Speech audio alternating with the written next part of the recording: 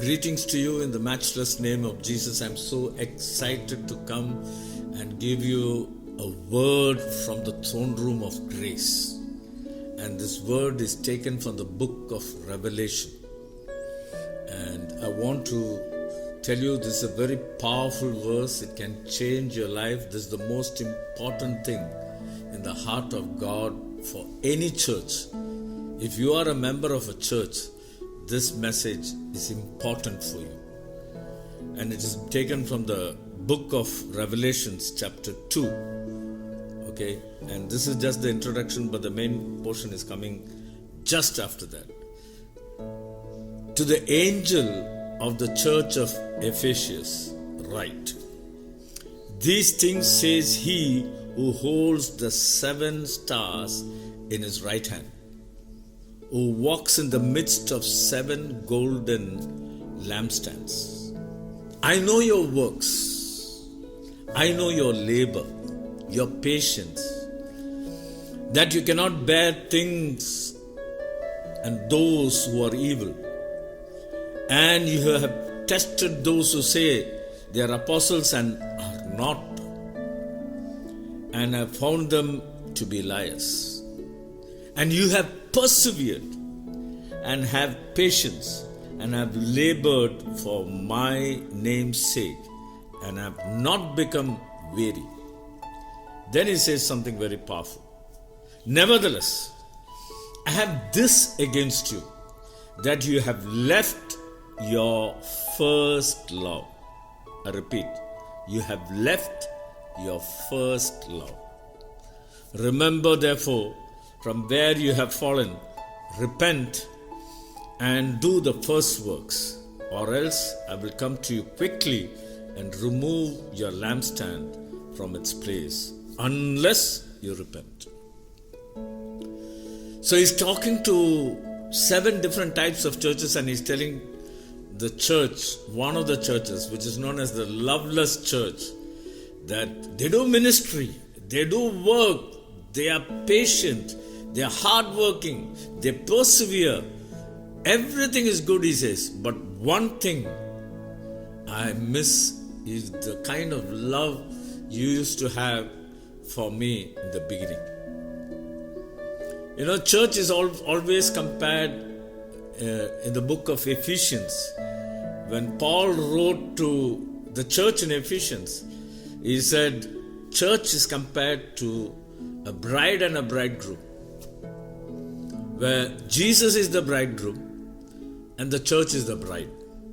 And in Ephesians chapter 5, he says, husbands, love your wife as Christ loved the church. So there was a love between the bride and the bridegroom. And, you know, whenever you get married, you get engaged, you fall in love, the first love is amazing. It is so, you forget about, you have only one person in your mind. So I fell in love once upon a time, and I fell in love with a girl, not the wife I married, somebody else. Okay, I fell in love, and if I sleep, I'm thinking of her. If I wake up, I'm thinking of her.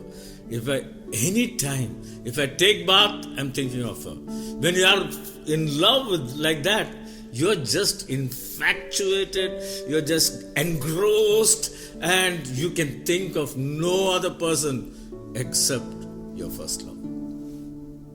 I don't know whether you have been there in that position. Sometimes when you fall in love with that, you're engrossed, zapped with the first love. And God is saying, listen, when you first met me, I remember I first met Jesus, a real Jesus in 1992. I had an encounter with him. But that encounter, I felt crazily in love with him. I was absolutely in love with Jesus. I said, what a character, what a personality, what a person, what a God. We have such a God. I left everything and I was running after. You know, I came to Dubai some 45 years back and I was running after money. I was running after business. I was running after career. I was running after making a good home. But when I met Jesus, I left everything. I said, I'll run after God. I want to find out who this Jesus is. I was absolutely in love. But over the period of time, I became a charismatic leader. That love started to come down a little by little. I didn't even realize that, there came a time where I was doing so much of ministry, so much of activities, but my first love was down. I don't know whether you are in a situation like that. And today God wants to speak to you that get back, repent and get back and be madly in love with Christ. There are 4 kinds of love I want to tell you. The first love is known as eros love. It is the word erotic came from eros. It means physical love. When a husband and wife have physical relationship, it is erotic. And you need not be even husband and wife. A man and woman can have erotic love. It's a physical attraction between a body, physical body, and another body. You get an attraction that's known as eros. The second love is known as storge. Storge love is between kith and kin, between relationship. I have a daughter whom I love so much. She loves me. I have brother whom I love so much. I have a sister whom I love so much. So brother, sister, mother, father, this relational love, it's amazing. That is known as storge love. It all comes through blood relations or kith and kin. The third type of love known as filial love. Filial love is when you get feelings. It is between friends. You two become friends and then you have feelings for one another. It can be even between a boy and a boy and a girl and a girl. You just have, it is nothing to do with physical love. It's feelings of companionship, compassion, love that comes. So that kind of love. And that feelings can change. Your feelings today, you can be happy, tomorrow you can be sad. So one day when you have feelings love, you can tell the person, I love you. Next day you can say, I hate you. Because it all changes upon the feelings. That's the third type of love. And the fourth type of love is agape love. Agape love is unselfish. Agape love, I define it as giving without expecting anything in return. Sacrificially giving and keep giving. God so agape loved you that He gave His only begotten Son, that whosoever believeth in Him shall not perish but will be eternally saved. So that is love where unconditionally Jesus dies on the cross and says, I give you my body, I give you my blood. If that is not enough, when I reach heaven, I pour out my spirit of love into your heart. What an amazing agape love.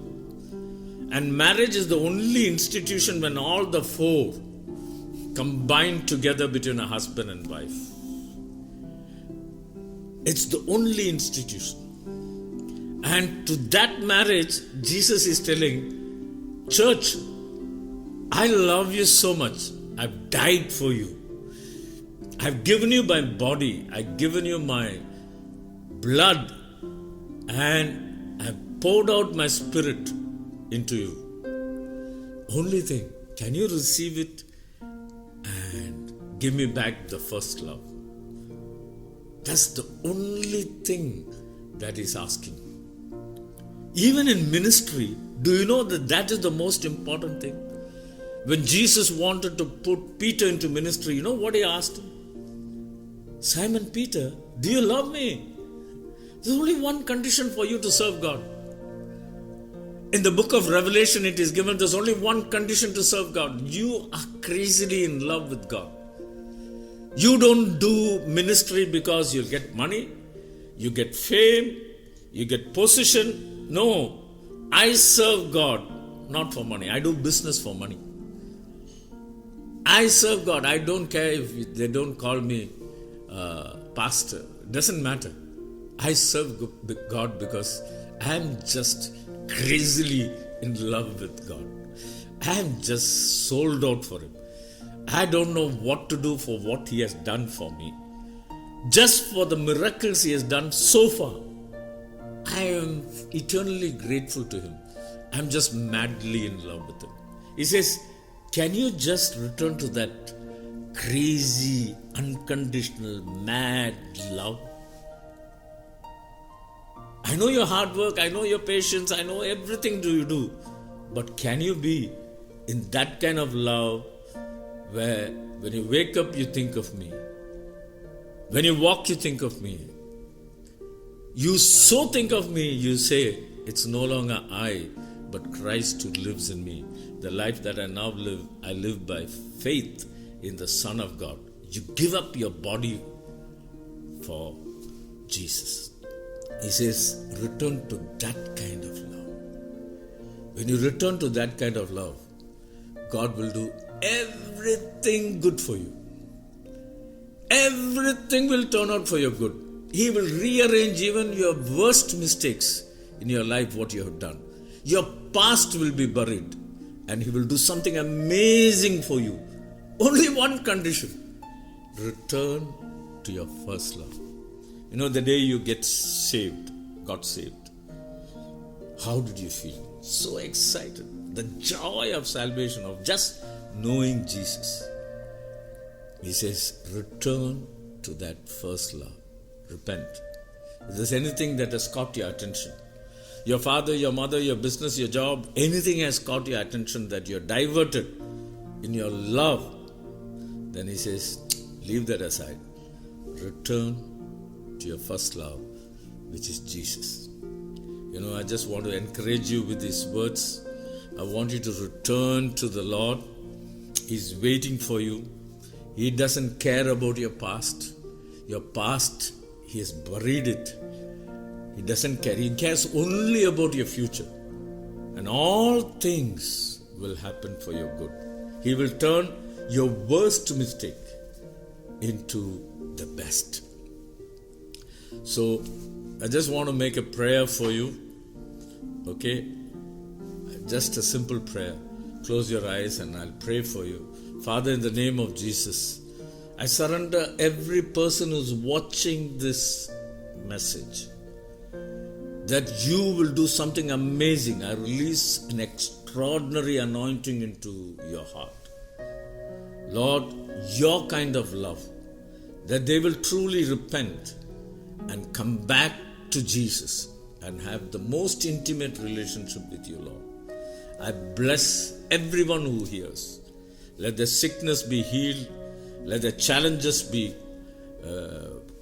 thrown away into the sea.